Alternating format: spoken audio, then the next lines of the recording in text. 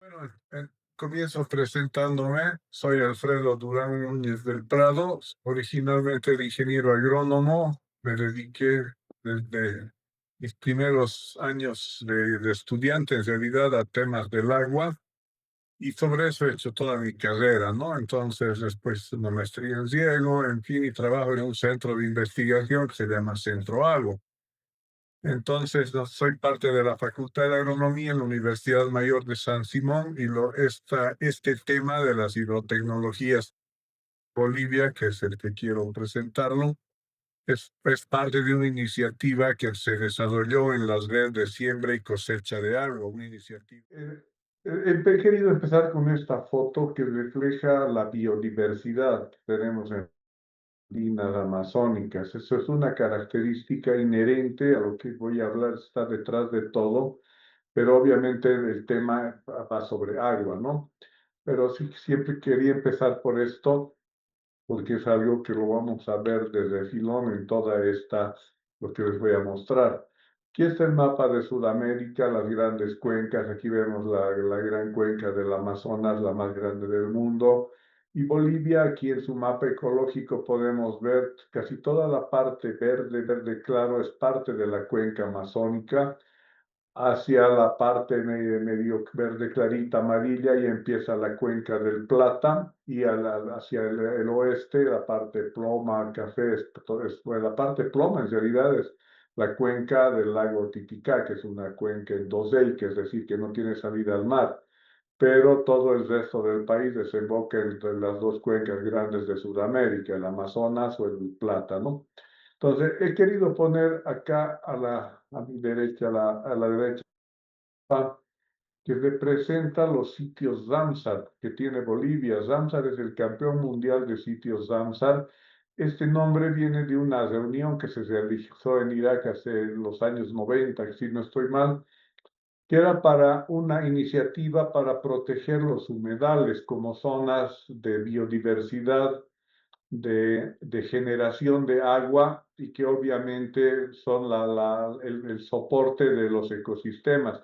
Y en una región tan diversa como lo que es Bolivia, tenemos grandes montañas en los Andes, valles interandinos, otro tipo de valles que van hacia la Amazonia, que son los yungas, y están en la misma región amazónica, igual diversidad de ecosistemas.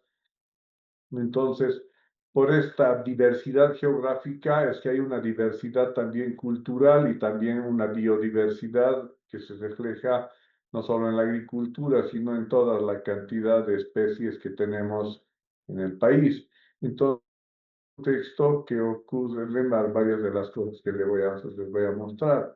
Aquí, bueno, hay algunas imágenes sobre las montañas en la parte andina, el lago Titicaca.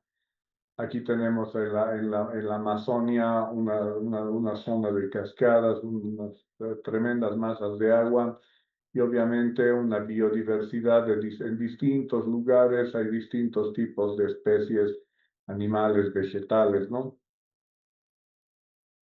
Del otro lado tenemos un país maravilloso en su geografía, pero también tenemos una población bastante problemática, ¿no?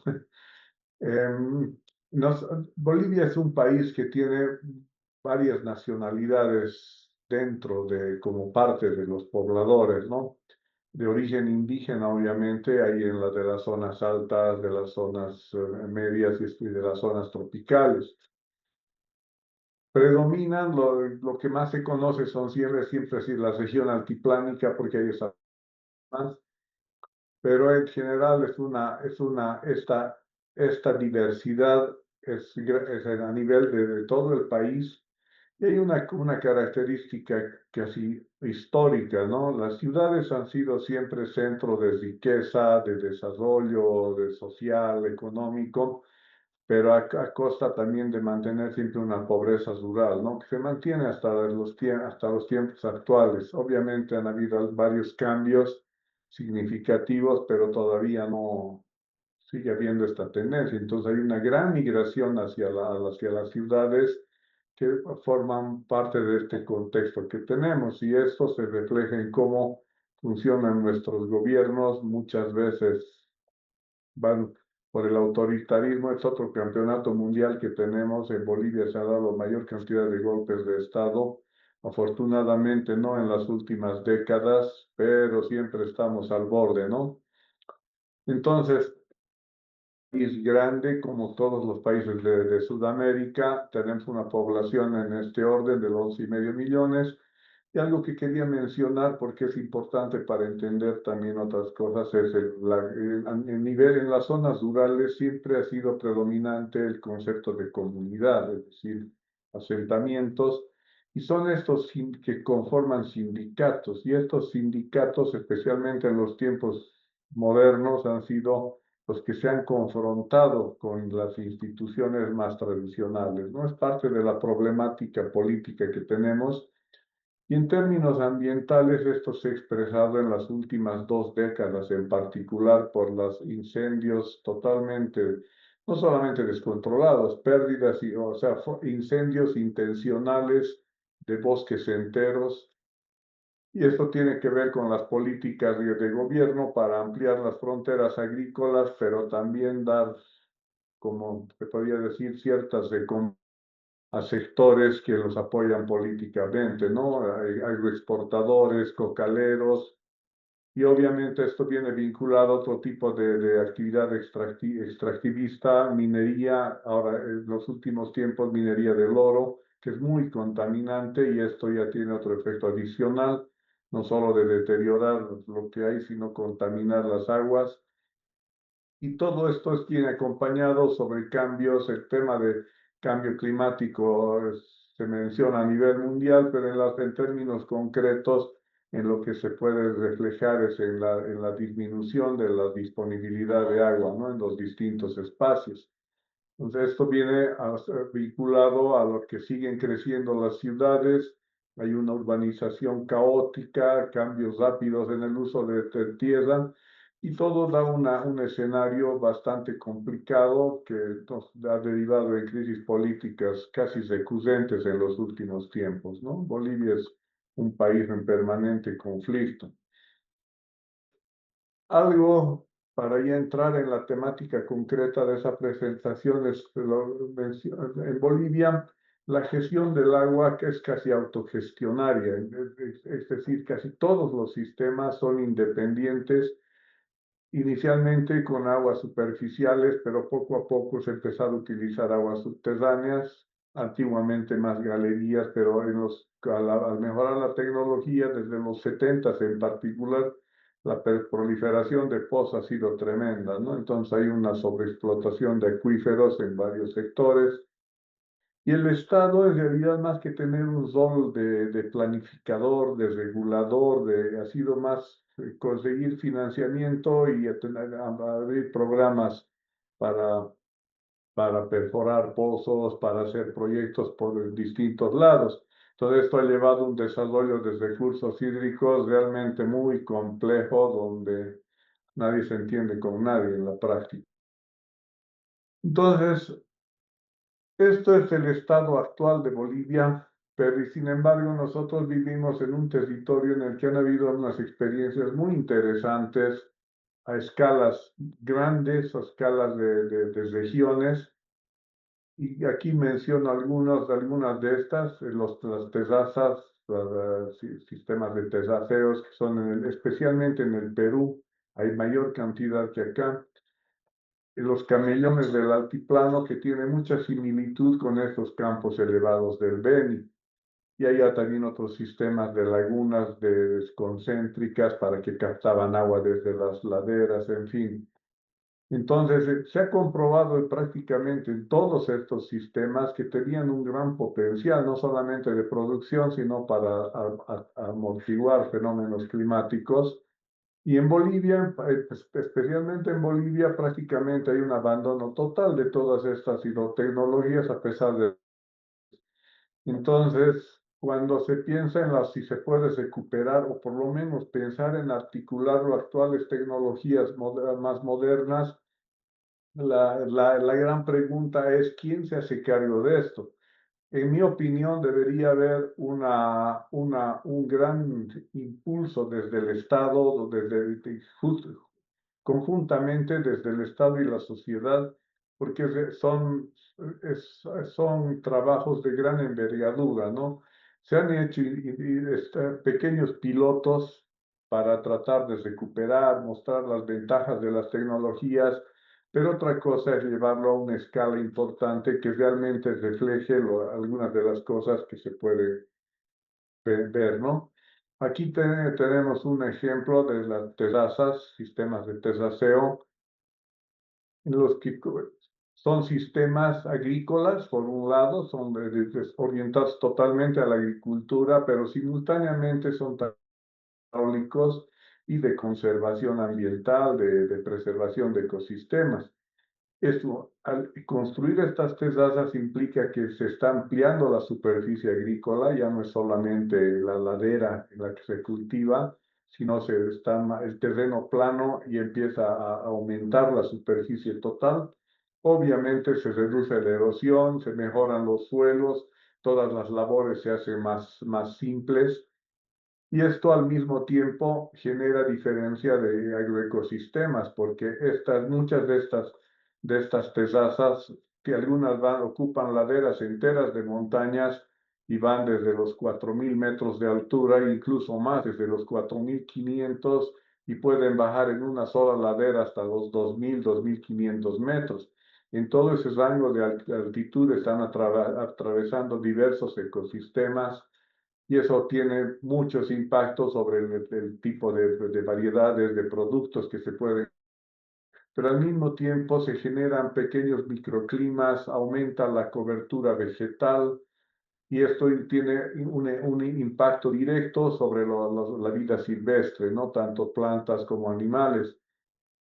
Y paralelamente son también sistemas hidráulicos, porque no solamente permiten transportar el agua de forma, ya no por una quebrada que vaya a saber cuánto puede erosionar, sino de una forma más regulada a través de pequeños canales, pasando de tesaza en tesaza. En fin, será con pequeños caudales, pero hay un efecto de transporte de agua y simultáneamente todo este espacio que vemos es un amplio espacio de recarga hídrica. Mucha del agua que entre acá va a infiltrar y va a poder aparecer en lugares más bajos, ¿no? Entonces, realmente cuando uno habla de terrazas no se lo puede ver desde una sola perspectiva, hay que tratar de ver en todas sus dimensiones, ¿no? Este es un ejemplo, una figura de los que son los camellones del Beni. Yo en mi tesis de grado, como yo les comentaba, yo me dediqué al agua. Yo cuando empecé, estaba terminando la universidad, se pusieron de moda estos camellones, sucacoyos, le llaman en Bolivia, o aruaro en Perú, y eran varios cientos de miles de hectáreas que habían alrededor del lago Titicaca. Entonces yo hice mi tesis de grado en los camellones, bueno, no son estos, pero se parecían en algo, pero esta tecnología se aprovechó estas salidas de los ríos hacia el lago Titicaca, porque se forman estos bofedales o terrenos anegadizos que tienen alta materia orgánica, entonces tienen muy buenas condiciones de suelo, pero como son anegadizos no se pueden cultivar en época de lluvias o no tienen buenas condiciones en época de estiaje.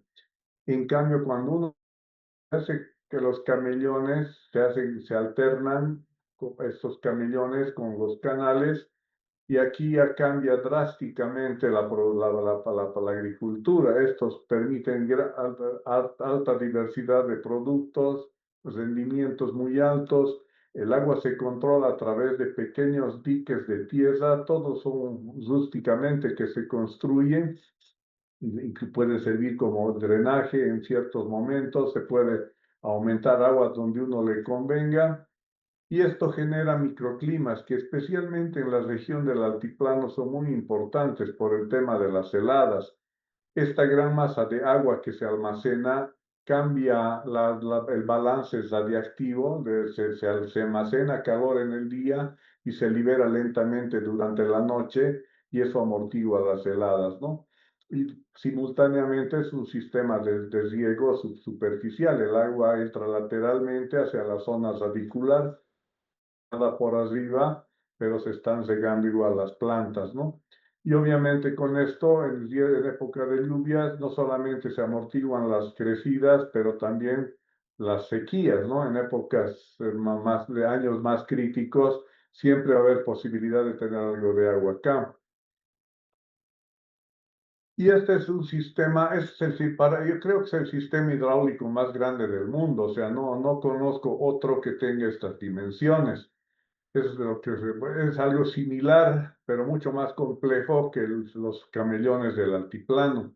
Son estos los campos elevados que hay en la región amazónica, no solamente de Bolivia, esto hay en Colombia, la cultura Semú, pero vienen de la misma matriz étnica del pueblo arawak.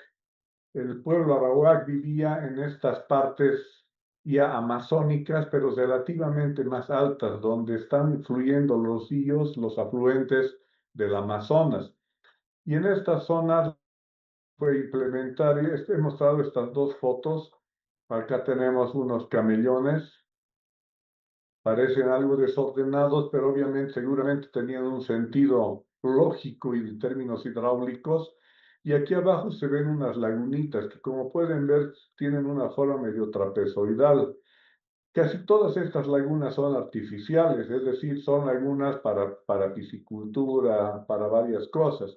Y este mismo trayecto de los ríos, estos meandros que se forman, no son solamente el curso natural, han sido de varias formas influenciados por este conjunto de estructuras, ¿no? Entonces, en una zona en la que las lluvias son muy fuertes en época de lluvia y además viene agua desde las montañas, se generan inundaciones periódicas y este paisaje es inestable. Uno puede mirar en la foto de abajo, en la imagen de abajo, basta que el río cambie un poquito de curso y se puede inundar otro pedazo de tierra. Entonces, vivir en estas condiciones implica una gran adaptación a este contexto, ¿no? Entonces, el sistema de campos elevados lo que permitía era una regulación del agua, controlar sequías, las inundaciones, y para construir esto en la escala que se ha hecho, obviamente se requería una gran capacidad organizativa. Era una forma de gestionar el territorio, pero además de gestionar los ríos tropicales, que es algo que actualmente hasta ahora no se lo ha logrado, digo, tecnología moderna, ¿no? O sea, la clave de todo consistía en extender el agua, en vez de que vaya por un solo curso, por un canal, por el río, se lo extienda a través de esas estructuras en una superficie mucho más grande. Entonces, esa era la forma de atenuar cualquier posible riesgo de inundación. Y estas tecnologías permitían estas producciones no solo agrícolas, sino también forestales, ¿no? Esto es una imagen de una zona en Santana de Yacumaca, en el Beni. Son más de 20.000 kilómetros cuadrados de obras hidráulicas reportados, o sea, es realmente de dimensiones colosales todo lo que hay acá. Y la característica central que tenían estos sistemas es que se adaptan plenamente al ecosistema amazónico. Ahora se ve así esto porque el bosque ha sido pelado, ha sido quemado, ha sido eliminado. Ahora son zonas de pastoreo y han quedado simplemente los vestigios. Pero cuando esto era una selva, había seguramente una alternancia de selva, de pastizales, de distintos tipos de territorio, y esto era una forma de adaptarse, pero al mismo tiempo de transformar estos ecosistemas de una selva normal, podríamos decir, a tener un en el medio, ¿no? Entonces estas obras, la clave era poder controlar el agua, lo que era básicamente hecho a través de canales y diques para conducir y regular niveles de agua. Entonces, perdón, cómo deberían haber visto, es algo parecido a lo que se muestra en esta figura, ¿no? Las lomas artificiales donde estaban los asentamientos humanos se conectaban a través de canales y terraplenes pero alrededor de cada asentamiento habían como estos jardines forestales donde se elegían las especies que sean más beneficiosas para alimentación, para distintos usos de la gente, canales en parte por seguridad, pero muchas cosas se las hacía también a través de la navegación y alrededor los campos de cultivo, ¿no? Los sistemas de camellones, entonces más lagunas para la piscicultura, además de que además siempre estaba la pesca, ¿no? El recurso principal en realidad era la pesca en los grandes ríos amazónicos.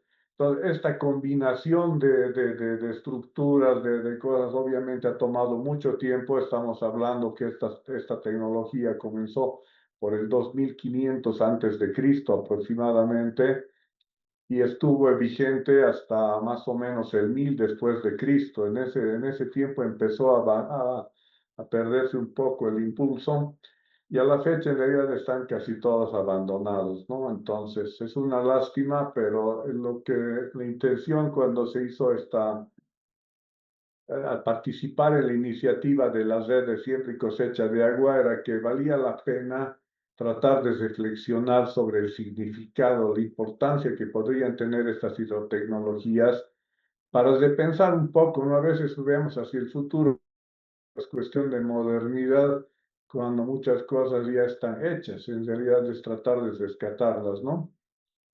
Básicamente eso es lo que yo quería presentar. Muchas gracias nuevamente por la oportunidad. Me he pasado.